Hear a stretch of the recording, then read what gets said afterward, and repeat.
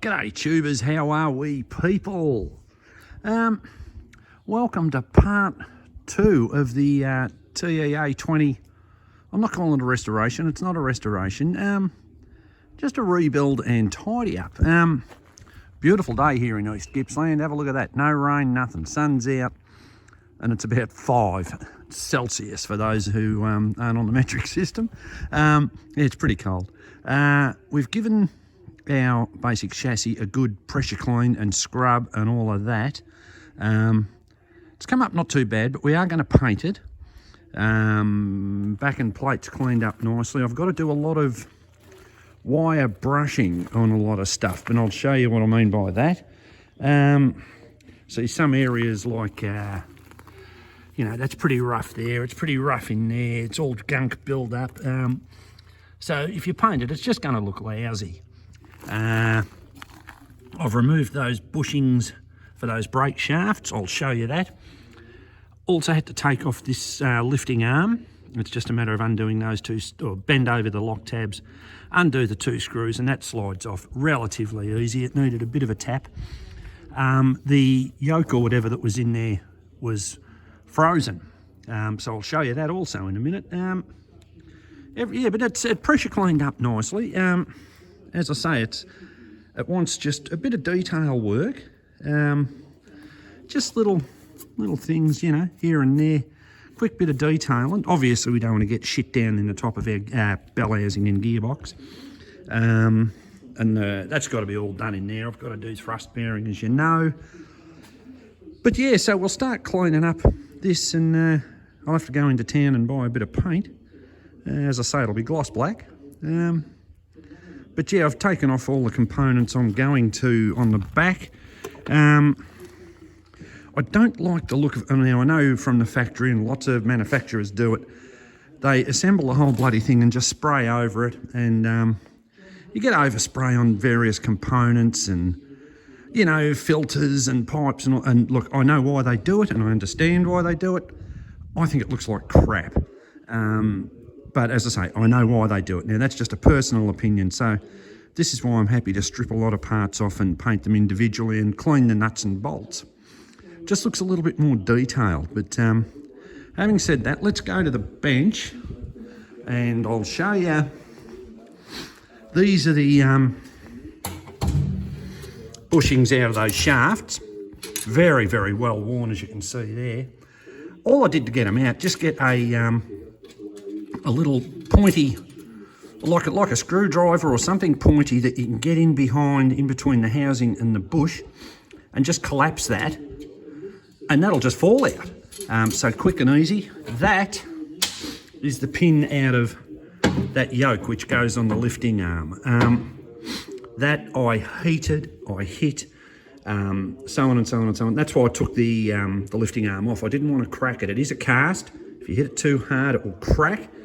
So I set it all up in the mill and drilled it out, and you end up with a bit of a relief there where the drill just ran down the casting, and I was able to tap that out, but it was bloody hard. So they've got to be, you know, that's got to be sort of fixed up, but that's no big deal. But yeah, a lot of the pins in that are rusted solid, but yeah, we work through that, you know, piece by piece. But yeah, at the moment we'll concentrate on cleaning up our chassis.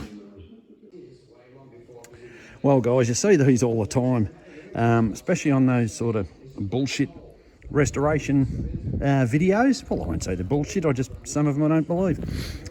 This little thing I call a wheel of death. It's just a wire brush on an angle grinder. It goes incredibly fast and it throws these things off in every direction.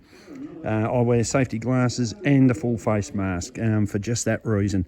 I don't wear gloves. First time I used it, my glove got caught in that and bloody near ripped me hand off, so I don't use gloves, but it does a good job. As you can see, it's starting to strip a lot of the paint off, and rust and jazz like that. So yeah, a bit more work and that'll be ready for a bit of paint.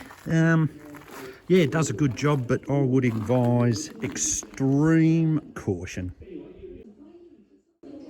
Well, that's the left-hand side. Back and plate cleaned up.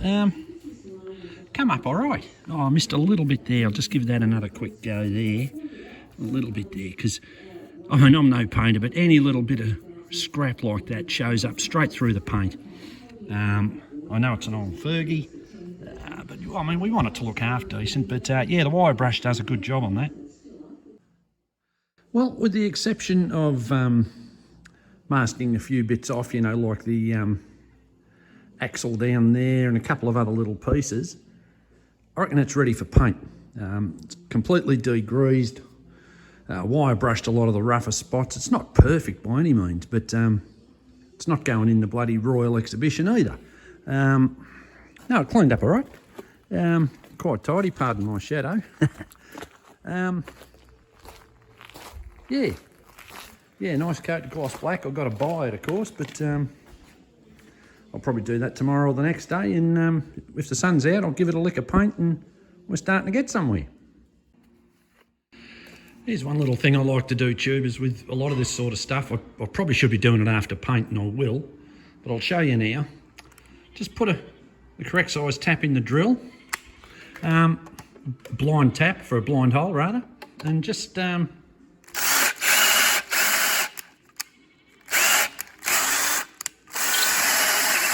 your threads a bit. Make all the difference come reassembly time. Don't force it, and give it a couple of goes. And yeah, when you come for reassembly, it'll work perfectly, and cleans all the crap out of the threads. But yeah, should really be doing it after paint. Sorry guys, I failed to mention on these lift arms, these bolts, if you do them up super tight, that shaft will slide on that spline and slide into the housing and jam up, and it won't work at all. It just wants a clearance and that's it, so these arms move freely. If you do them too tight, they'll just bind up. So hence the reason why they've got lock tabs. So just nip them and then check that these move up and down nicely. And then, yeah, as I say, just nip them and then bend over the tabs, and that's heaps. They can't come off once they're done.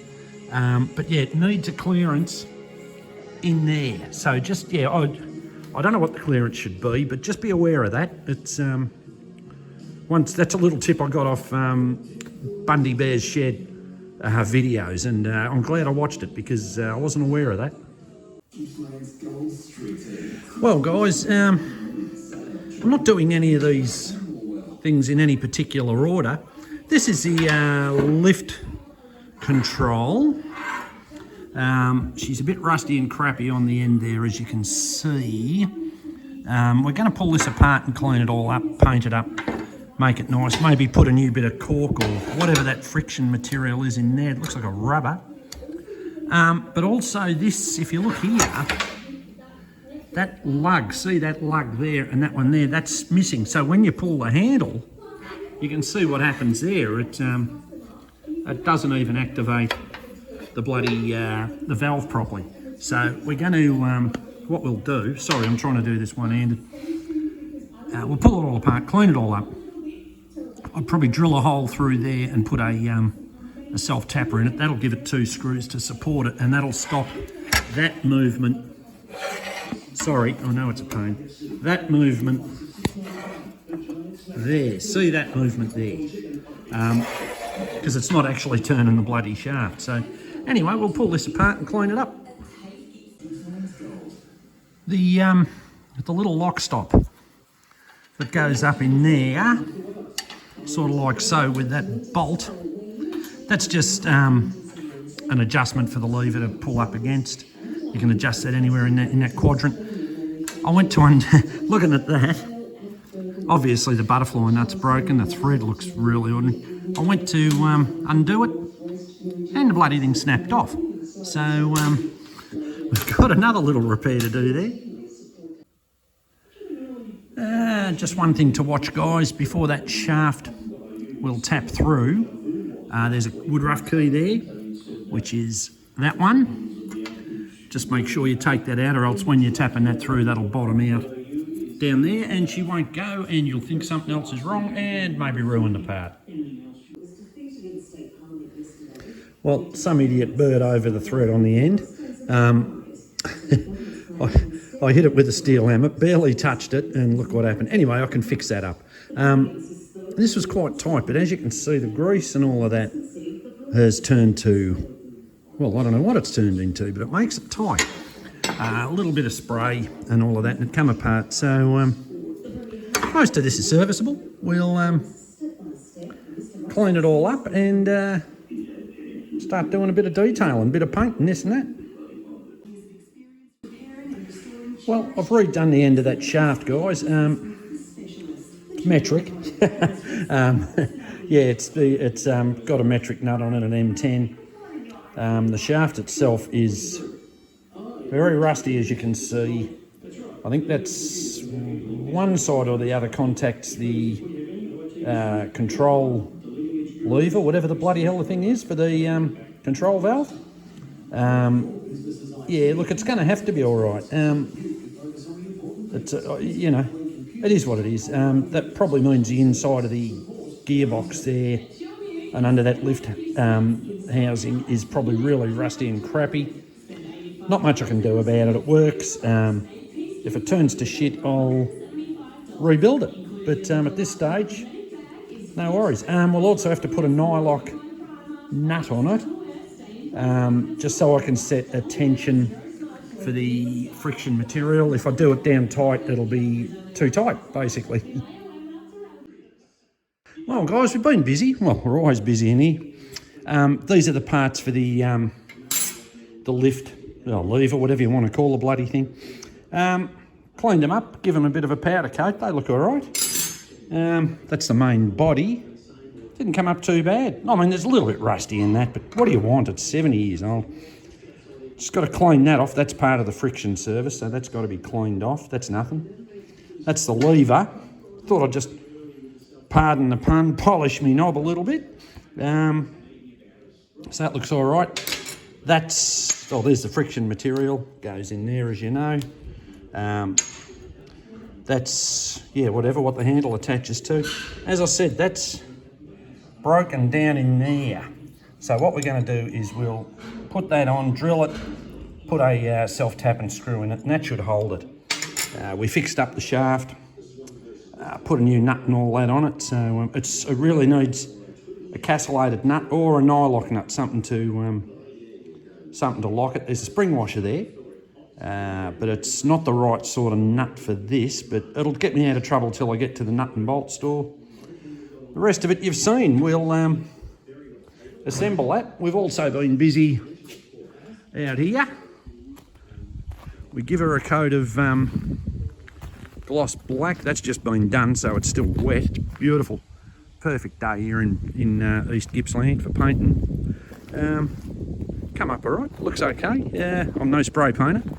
But yeah, it was just a tin of gloss black from the local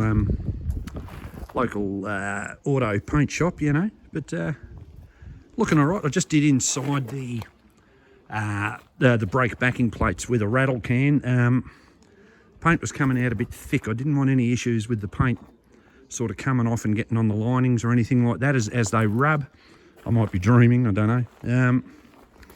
Yeah, so that'll probably take about a month to dry the way the weather's been lately, but as I say, it all looks a bit much at the moment, a bit black, but once a few details start going on, it'll break up the black and it should look pretty good. Well, there it is, guys. There's the control lever. Come up all right. Cleaned up the nuts and bolts. They've just been blacked. They're not actually painted. Fixed that you know, the up and down position stop, whatever you want to call it, quadrant stop. Drilled that, as I said. That's nice and tight now. Bit of grease inside when I assemble it. Or I've already put grease in. Just got to cut a gasket for there. That'll be when I reassemble it. So that part's done. Well, guys, as I said, there's no particular order to the doing up of these parts. I shouldn't use the restoration word. It's not a restoration. But nonetheless, we've got to put a few new bits in this, bearings, probably seals, so on and so on. We're going to do this whole gearbox top, pardon my shadow, the sun's out, gearbox top, steering box, battery tray, all that. It'll be all basically going back as original. I don't know what I'm going to do with that big hole yet. I may cover that in and yeah, don't know yet. Don't know what I'll do with that. Couple of other holes here that aren't, I'll leave those two, but I'd like to put a couple of extra gauges maybe, you know. Just sort of, no, nothing outrageous, but you know, just a couple more gauges. Yeah, it's all, you know, a bit scummy. As I say, that regulator in there is completely disconnected. I don't know if it's serviceable or not. But all this battery tray runs cleaning up. There's no back to it. So we'll have to put a back to it. That's not a problem. Because the battery will have to be secure, or else I probably won't get a permit for it. But yeah, these bearings are definitely going to want some work. I think you can get reproduction ID tags. As I say, you can just make out the A282434 there. Nothing else is legible, but I reckon I can get a new one of them made up, which I think I'll do. As I say, I can read just enough of the chassis number. I don't know if there's other numbers on these. All this jazz will have to be replaced, of course. But let's tear it down. There is oil in there, as we know, so we'll have to drain that out instead of draining it all over the floor. Yeah, the original key starts missing. The bonnet latches are there. Yeah, it's all a bit sad and sorry. So, yeah, let's get started on this. Start with something simple. That's the throttle rod, obviously. Hand throttle up there. If that's the end of the lever up in there, as you can see, that's just held in with a split pin in through that eyelet there. A little clip like that, not an E-clip, whatever they call them. Just undo this collar or collet, whatever you want to call it, spread it apart, and the spring and that washer and all that will slide off, and that whole rod will slide out. Sits up in there, as you can see. Friction material is pretty ordinary. You can probably get them new. It's a rubber. I thought it was actually a cork, but it feels like a rubber. But anyway, we'll see if we can get a new one of them. 4 bolts and the battery tray comes off basically. 1, 2, 3, 4. To get those ones out, which is there, you've got to actually take those sector shaft adjusters out, which are those. That one was really tight. You can see the wear difference. Look at this was on the left-hand side. Look at the wear on that. And this was on the right-hand side. Look at the wear on that. So, I don't know what to expect when I open this right up. As I say, it's, I hope I don't need new thingos here. As I say, we'll see what happens. But yeah, its steering's got to be obviously 100%, or I can forget all about a club permit. But yeah, we'll keep going. Once your battery tray's off, 1, 2, 3, 4 bolts, and the lower dash, I guess you'd call it. Oh, and something just fell out. Yeah, well, a spare bolt. We'll find somewhere for it. Yeah, that comes off, so we can now get right into the back here, undo those, and yeah, that whole assembly should start coming apart. Tell you what, guys, I'm tipping some of this stuff hasn't been touched since Harry put it together in 1952. 1, 2, 3, 4, 5, 6, 7 of these captive bolts. The captive have got that spline on them, you can see. And the dash fascia comes off. Means we can get right in there, do all that. Just looking at this throttle, that's a... Oh, I see. I was going to say it's a bit of a mystery. I wonder how the bloody thing goes together. Yeah, we're getting there. Tell you what, guys, there's all sorts of mechanics around the world, all sorts of different things. Everyone's different. Everyone does things a different way. But bloody celastic or silicon or whatever you want to call it. These are the bolts coming out of this steering column. Now, I know there's a gasket in there, obviously. If it's leaking, there's something bloody wrong. And this stuff, while it works, it's making these bolts a fair income bastard to pull out. It's, yeah, there's horses for courses. I mean, look at it. And look at the sloppy job, you know. It's, I don't know what's wrong with some guys, you know. Look a little bit closer and you'd probably avoid having to use that sort of stuff. It's, yeah, it's my pet hate, as you know. There's our steering column out, guys. Yeah, no huge secrets in any of that. Those 4 bolts, as you know.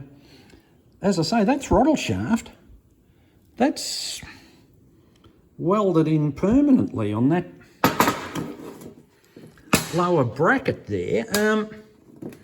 How the hell are you supposed to service it? Unless it's, I don't know, unless there's something to do with that spring clip in there, but I'll have to do a bit of research and find out how that comes apart, but that's quite strange. That's the way I look at that. It's not bloody serviceable. Anyway, shaft is worn, but not, yeah, it's worn, but I think we'll be all right. We'll keep going anyway. Can't see much in there at this stage. We'll turn her over and take the bottom off. Get access into the bottom of the gearbox, steering box. You've got to take this plate off, which is held in by, about a 10 or so countersunk screws. I lifted that off. Look at the gunk in here. Look at this. Look, it's dirt. I don't know what it is. It's right through all the insides in there. Look at it. Look, it's just pure bloody slop. God only knows, you know. How does all that get in there? I mean, that's beyond me. Tell you what, guys, I've worked in a lot of machinery in my life, but I've never seen anything like this. This is just bloody, look at it. Look, it's just thick crap. How the hell the steering worked is beyond me. Look at the components. They're just, you know, look at it. It's almost like rocks. It's, how the hell does that crap get in there? This is just gross. Well, a picture can tell 1,000 words. This is the steering box. Have a look at the corrosion in this. This is aluminium. I don't know what's eating that through. I'll show you the other side in a minute. It has this, I don't know if this has had something sprayed in it or what. It is absolutely corroded all around. You can see the edge of it there, around there. It's still, I've cleaned this and it's still like bloody, it is absolutely just, it's corroded really bad inside. I can't believe it. I've never seen anything like it. If we turn it over, when I first got it, there was a little crack here, so I put a little bit of JB weld and it fixed it, and thought, oh yeah, that'll be right, none the wiser. Cleaning up the components, I thought, I saw this sitting there and didn't think twice about it. Someone's actually cut this piece of aluminium to marry up with those 2 holes, and this whole thing was completely filled with that celastic. Yeah, like so. I don't know why this is corroded. As you can see, silicon all over everything. This explains what I was talking about earlier with those bolts. Going to the shaft, as you can see, that bearing surface up the top there is pretty hacked up. Have a look what's been done down here. Someone's actually tried to weld the inner race of the bearing on this. That's actually loose. I don't know what's going to go. Well, I don't know exactly what I'm going to do with this at the moment.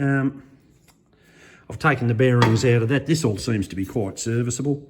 Now, I don't know if I can get another one of these housings second hand or what, but that is, I mean, the corrosion on that, considering it's aluminium. Let me take it outside to get the sun on it, see if you can see it any better. I don't know if that helps. Have a look in there. It's never seen nothing like that, but this part is basically unserviceable. It's yeah, yeah, I don't know if I should take a chance trying to fix it up, but I'll see if I can get a good second-hand one first. But yeah, the things you come across. When I bought it, the guy told me it was well worn, and that's fine, and I appreciated his honesty. I wasn't expecting things like, you know, the inner race welded in there. You can clearly see the shaft's either been chopped out or it's the wrong bearing or what, I don't know, but I know you can get them. I'll do a few inquiries, see if I can get a complete second-hand steering box assembly off a wreck. I haven't even looked at the other sector shafts and all that yet. I'm just about to drag them out of the parts washer and have a look, and depending on the serviceability of them, that'll tell me what to do. This is the steering shaft, whatever you want to call it. If you look closely, I'm trying to do this with one hand. If you look closely in there, you can see how that's bloody notched out. I don't believe that's from the factory. I would say that shaft has had it.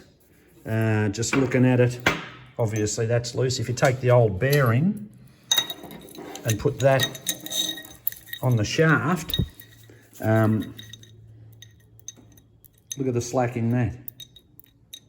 Look at the inner race and look at the movement in that. Someone has been doing very dodgy repairs. I don't even know if they're the original bearings. Reason being, as I was cleaning up, I found those two, which looked like two tapered roller, you know, the little rollers out of a tapered roller bearing, which that is a tapered roller bearing. So I found them in there, so they're probably the originals. These sector shafts, or whatever they are, appear to be quite serviceable. The idler arms, or whatever, pitman arms, are quite serviceable. That is history. That is history. I'm going to have to try and see if I can get a good second-hand assembly. At minimum, I've got to get a shaft. I don't know if I can buy one of these new. I'd like a good second-handy, but that is just, it's too much bloody work to try and, well, I suppose, look, I don't know, I could patch it up with some JB weld or something, but I mean, it's, you know, how much life's in it? It looks like that old top part's ready to bloody snap off. Yeah, that it explains a lot of the repairs that I've noticed along the way. So watch this space on this thing. Welcome to my nightmare. Yeah, not easy to chase one of these up. I've cleaned it out, I've sandblasted a lot of it. It's electrolysis. That's all I can put it down to, is electrolysis. And I don't know how. There is two different metals, of course. You've got those sectors and the shafts and that, but they're not corroded at all. I don't know all the ins and outs of electrolysis, but that's all I can put it down to. But what we're going to try is fiberglass. I'm going to try and repair both sides of that with fiberglass. I bought the kit and I'll have a go at it and, see what happens. It's easy enough to clean it up once it's on. The rest of it's all right. That's that patch I did a while back. Still okay. That was JB Weld. Could probably use JB Weld in there too. Anyway, yeah, we'll give the fiberglass a go. It'll seal all right. That gasket surface is still okay, as is the gearbox section. There's no pressure in here. As I say, there's a steel plate that bolts under there to isolate the steering box from the bell housing. There's no real pressure in there. It's only gravity that's going to force a leak. So I think we'll be okay. We're going to try. And as for the shaft, haven't had any luck looking or finding one of these yet. They're in America for about $100 something, and by the time you ship it to Australia, that's going to be about $500. Got the bearing off. The surface there is still adequate. I've ordered some new bearings. I'm going to see how we go with this. Still got those little notches in there, but it may not be a huge issue. There's still plenty of other surface area. Just as I say, the parts are a little bit hard to get, but let's see what happens.